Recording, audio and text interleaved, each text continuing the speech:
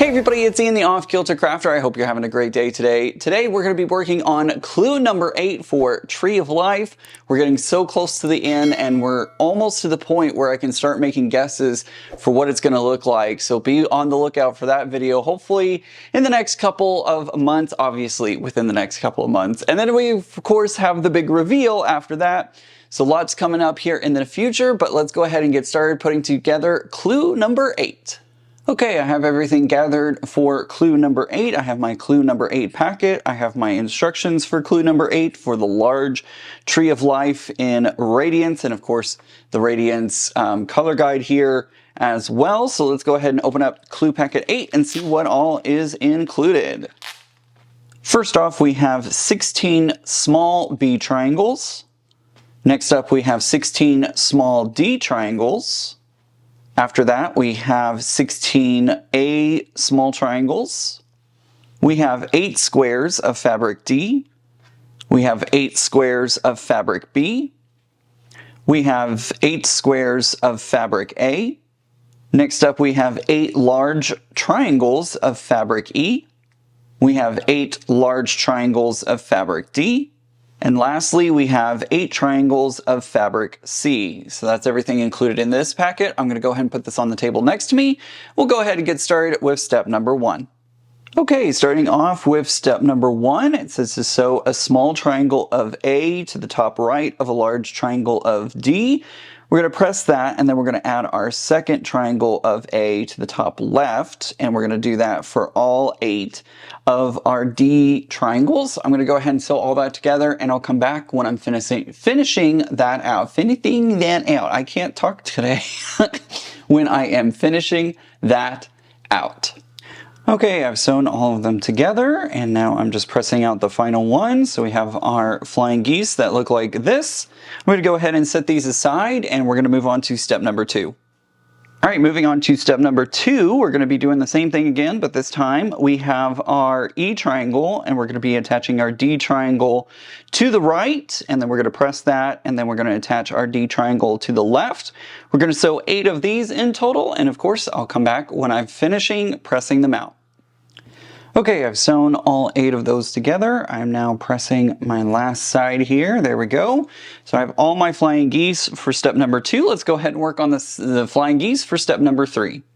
All right, moving on to step number 3, we're going to do the same thing again. We're going to be attaching our, which fabric is this? Fabric B to the right side of a fabric C triangle. And then we're going to add on the left side. We're going to do that, and I'll come back when it's time to press it out. Okay, I have sewn all those together, and I'm pressing out my last one here. There we go. So that is now done. So I've completed our step number 3. Let's move on to step number 4. All right, moving on to step number 4, it says to rotate a step 3 so that the triangle is pointing downwards. Then we're going to join step 2 to the top of a step 3. So when it all comes together, it'll look something like this. Our D fabrics will line up in that chevron shape that you see there, and then we'll have 2 different contrasting fabrics that kind of form a diamond here for the center. We have our E fabric and our C fabric. So I'm going to go ahead and take this over to the sewing machine and sew these together. Okay, there we go. I have sewn all of these together. All 8 have been sewn together. So now I'm just pressing these. And you're going to follow the top chevron, and you're going to be pressing from the bottom up to the top. So that completes step 4. Let's go ahead and move on to step 5. Okay, moving on to step number 5, we're going to sew a D square to the top of a B square. So we're going to put those together just like that. And then we're going to add an A square to the top, just like so. We're going to make 8 of these in total, and I'm going to go ahead and do that right now, and I'll come back when I'm pressing it out. Okay, I have sewn, I should say. I've pressed all of them except this last one, so I'm pressing this last one. We're going to be pressing this down towards the bottom. And of course, the last one is the one that it messes up on. So anyways, there we go. All right, so I've pressed down towards the bottom. We're done with our step 5. Let's move on to step 6.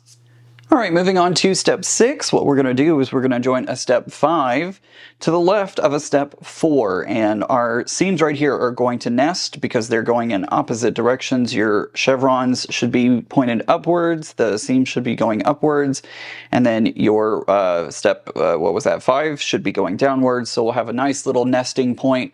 And you'll know you've done it correctly when your fabrics all line up. So our B fabrics match up, our D fabrics match up, and our A fabrics match up. I'm going to go ahead and sew all of these 8 together, and I'll come back when it's time to press it out. Okay, there we go. I have finished all of those, and by the way, I did press this. The instructions tell us to press towards our A, D, and B squares, so I did press it in that direction.